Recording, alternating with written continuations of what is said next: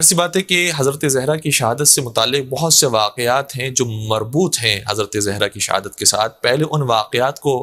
ہمیں سمجھنا ہوگا تاکہ ہم زہرا مرضیہ کی شہادت کو سمجھ سکیں۔ چونکہ بہت سے واقعات ہمارے یہاں ممبروں سے بیان نہیں کیے جاتے یا نہیں ہو سکتے ہیں، ہماری کوشش رہے گی کہ ایسے انداز میں کہ جو سہل اور آسان بھی ہو اور اس سے کسی کی دل آزاری بھی نہ ہو، آپ کی خدمت میں ان واقعات کو بیان کریں۔ ہماری اب تک گفتگو یہاں تک پہنچی تھی کہ سقیفہ بنی ساعدہ میں 5 افراد نے کم از کم بیعت کر لی جناب ابو بکر بن ابی قحافہ کے ہاتھ پر، اور یہ کہا کہ اب پیغمبر کے بعد پیغمبر کا جانشین اور خلیفہ جناب ابو بکر ہوں گے۔ یہاں بیعت ہونے کے بعد ظاہر سی بات ہے کہ کچھ چھوٹا معاملہ تو نہیں تھا، ایک بہت بڑا سیاسی معاملہ تھا اور ایک بہت بڑی سیاسی تبدیلی واقع ہو رہی تھی۔ تو اس کے لیے بہت سے افراد نے تغودو کی، اور اس میں سب سے بڑا نام جناب عمر بن خطاب کا ملتا ہے کہ انہوں نے گلی گلی اور کوچہ کوچہ جا کر یہ آواز بلند کی کہ باہر نکلو اور خلیفہ رسول کے ہاتھ پہ بیعت کر لو، باہر نکلو اور ابو بکر صدیق کے ہاتھ میں بیعت کر لو، باہر نکلو اور ابو بکر بن ابی قحافہ کے ہاتھ پر بیعت کرو۔ اور بہت سے افراد کے جو گلی کوچوں میں موجود تھے انہیں زبردستی کھینچ کھینچ کر ابو بکر کے پاس لے کر آئے اور اپنے ہاتھ سے ابو بکر کے ہاتھ پر ہاتھ رکھ کر اس طرح سے بیعت کرواتے رہے۔ یہ سلسلہ جاری رہا یہاں تک کہ مسجد رسول کے اندر بھی بہت زیادہ بلوا ہوا۔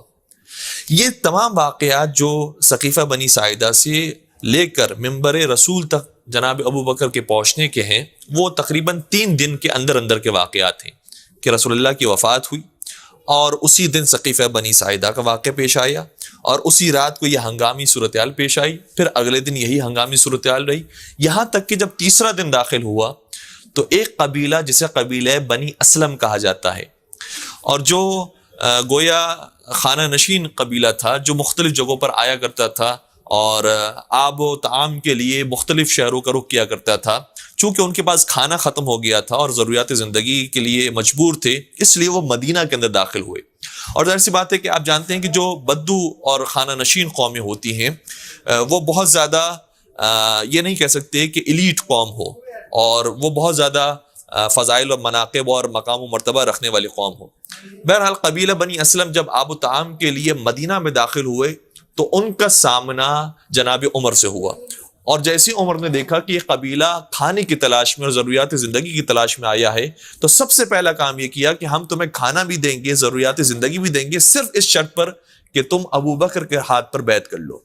انہوں نے کہا کہ یہ کون سا مشکل معاملہ ہے، ہم یہ کام کرنے کے لیے تیار ہیں، اور انہوں نے فوراً بیعت کر لی، اور جناب عمر کی طرف سے انہیں کھانا پینا دیا گیا اور رہنے کا انتظام کیا گیا۔